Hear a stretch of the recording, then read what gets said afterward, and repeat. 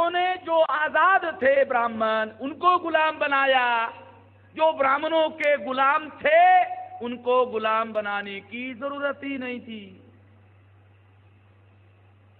जब अंग्रेज भारत में आए तो हम दोहरे गुलाम हो गए, ब्राह्मण अंग्रेजों के गुलाम हो गए।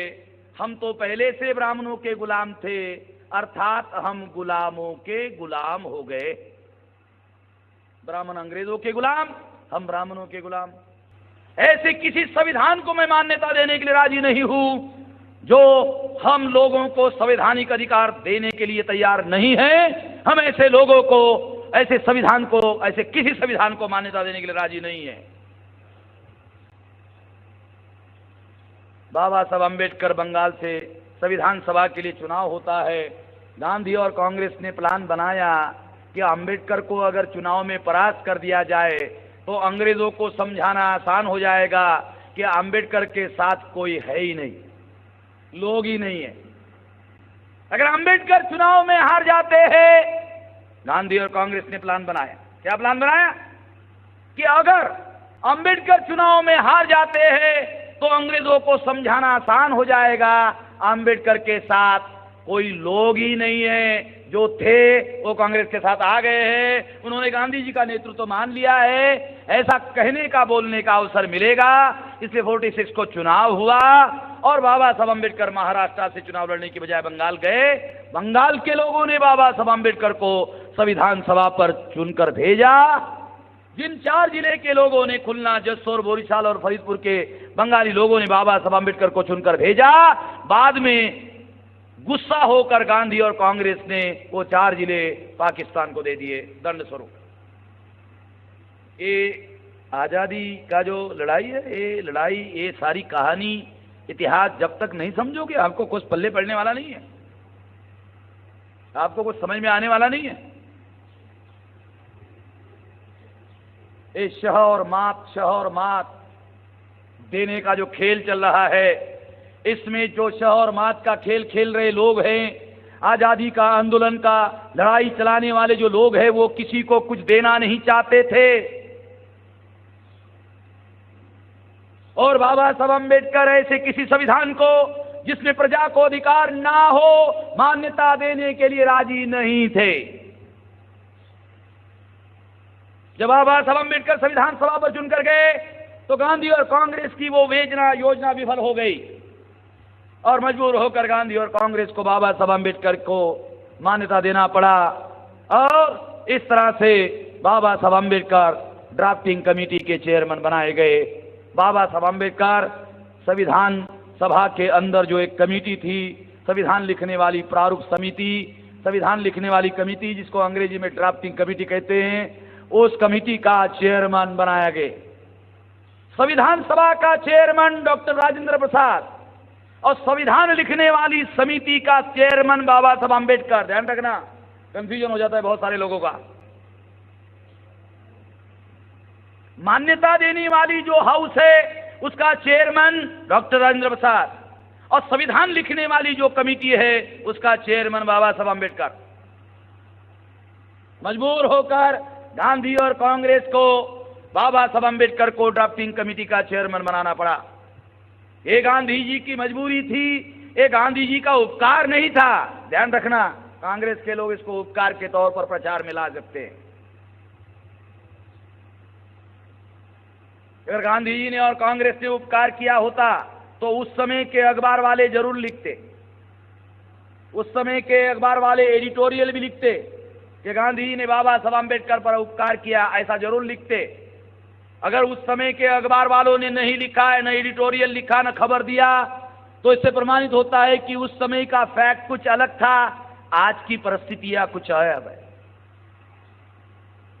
आज गांधी के साथ कांग्रेस को बाबा साहब का फोटो लगाने की भी सारी समस्या हो जाती है, कारपोरेशन में भी लगाना पड़ता है। कांग्रेस की जो स्थिति है आज और उस समय जो स्थिति थी, इसमें बहुत अंतर आ गया है। वार्ड का जो मेंबर होता है ना, वार्ड का कारपोरेटर, वो कारपोरेटर को भी बाबा साहब का फोटो रखना पड़ता है, कांग्रेस का जो, उसको भी रखना पड़ता है।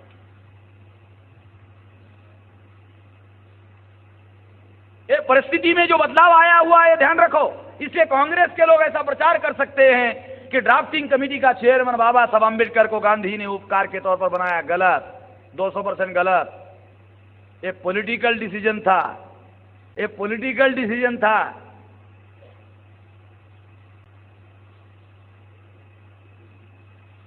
जैसे हमारे लोग कहते हैं कि बाबा साहब आम्बेडकर संविधान के महापंडित थे, इसलिए बाबा साहब आम्बेडकर संविधान लिखने वाले कमेटी के चेयरमैन बने, ये भी गलत। कांग्रेस के लोग कहते हैं कि बाबा साहब आम्बेडकर को हमने चेयरमैन बनाया, ये भी गलत। दोनों गलत बातें।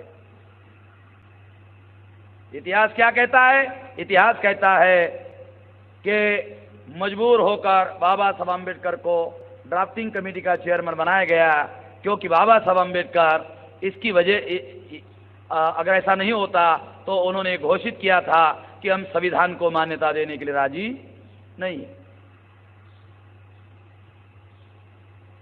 और इस तरह से साथियों संविधान बनाया बाबा साहब आम्बेडकर ने।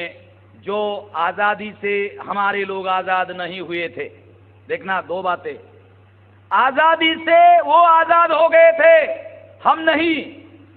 जो लोग आज़ादी से आज़ाद नहीं हुए थे उन लोगों की समस्या बाबा साहब आम्बेडकर के सामने थी, उनको आज़ादी कैसे दिलवाई जाए।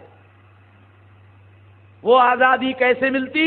संविधान में लिखे हुए अधिकार मिलते तो उनको आज़ादी मिलती, लिखे हुए अधिकार नहीं मिलते तो उनको आज़ादी नहीं मिलती। इसलिए बाबा साहब आम्बेडकर ने संविधान तैयार किया, 395 आर्टिकल का संविधान तैयार किया, 69 आर्टिकल अनुसूचित जाति जनजाति अदर बैकवर्ड क्लास और धर्म परिवर्तित मूल निवासियों के लिए लिखे। 25 नवंबर 1949 को संविधान सभा में संविधान पास हुआ। 25 नवंबर 1949 को संविधान सभा में संविधान पास हुआ। 26 जनवरी 1950 को संविधान भारत में लागू किया गया। दो बातें, संविधान की पास होने की तारीख अलग है और संविधान भारत में लागू होने की तारीख अलग है। संविधान लागू किया गया उसको लगभग 1 महीने का समय बाद में, 1 महीने के 1-1.5 महीने, 25 नवंबर यानी लगभग 2 महीने के बाद संविधान भारत में लागू किया गया। 26 जनवरी 1950 को भारत का संविधान भारत में लागू किया गया। इतना लंबा इतिहास आप लोगों को मैंने काहे के लिए बताया? प्रजासत्ताक समझने के लिए। ये जो आज़ादी के आंदोलन में ये सारी बदमाशी चली, ये जिन लोगों ने बदमाशी चलाई वो लोग क्या आप लोगों को जो संवैधानिक अधिकार मिले उस संवैधानिक अधिकार के लिए वो जो सहमति ही नहीं थे, मजबूरी थी, जो सहमति नहीं थे वो लागू करने के लिए आज़ाद भारत में उन्होंने जो बदमाशी की उससे प्रमाणित होता है। साथियों 26 जनवरी 1950 को संविधान लागू हुआ। पहले क्या था? 650 संस्थान थे, संस्थानिक राजा होते थे। 650 संस्थान थे भारत में, संस्थानिक राजा होते थे। राजा के घर में राजा पैदा होता था, रानी के पेट से राजा पैदा होता था। राजा अपने गद्दी का उत्तराधिकारी घोषित करता था। 3 बातें, राजा के घर में राजा पैदा होता था, रानी के पेट से राजा पैदा होता था, राजा अपने गद्दी का उत्तराधिकारी नियुक्त करता था। 26 जनवरी 1950 के पहले 26 जनवरी को क्या हुआ? 26 जनवरी को संविधान लागू हुआ और लागू होते ही भारत को प्रजासत्ताक घोषित कर दिया गया, गणतांत्रिक। एक हिंदी शब्द है गणतंत्र, रिपब्लिक, ये जो अंग्रेजी शब्द है रिपब्लिक, इसको हिंदी में कहते गणतंत्र।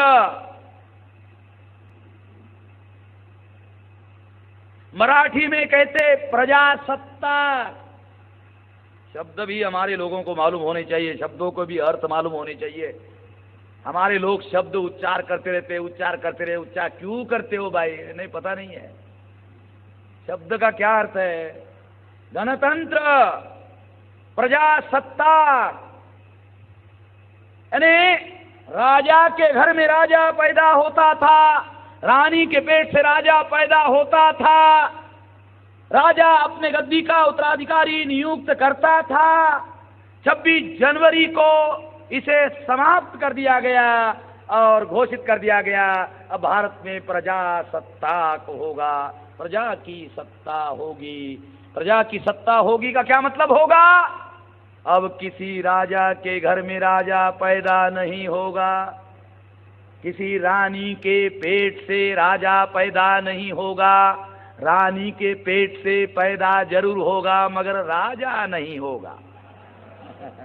ये भी सूक्ष्म भेद थोड़ा सा आपको समझा दूं।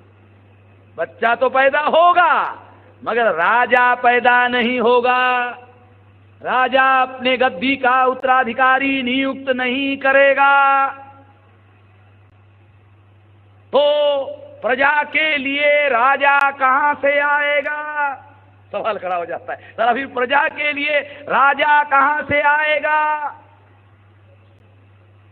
राजा कहां से आएगा? इसका जवाब दिया 26 जनवरी 1950 के संविधान ने। क्या जवाब दिया? ये निर्धारित करने का अधिकार प्रजा का होगा। राजा कहां से आएगा? ये निर्धारित करने का अधिकार प्रजा का होगा। अब प्रजा बैलेट बॉक्स में वोट डालेगी और बैलेट बॉक्स से राजा निकलेगा। राजा कहां से आएगा? अब ये प्रजा वहां वोट डालेगी, उस बैलेट बॉक्स से राजा निकलेगा। न राजा के घर से राजा पैदा होगा, न रानी के पेट से राजा पैदा होगा, न राजा गद्दी का उत्तराधिकारी नियुक्त करेगा। बैलेट बॉक्स से राजा निकलेगा। ये निर्धारित करने का अधिकार प्रजा का होगा। नेशनल दस्तक की आपसे गुजारिश है कि अगर इसको बचाना चाहते हैं तो नेशनल दस्तक को सब्सक्राइब करने के लिए रेड कलर के सब्सक्राइब बटन को दबाएं, फिर बेल आइकन की घंटी दबाएं। नेशनल दस्तक को बचाने के लिए बहुत जरूरी है कि हर खबर को शेयर करें, लाइक करें, कमेंट जरूर करें।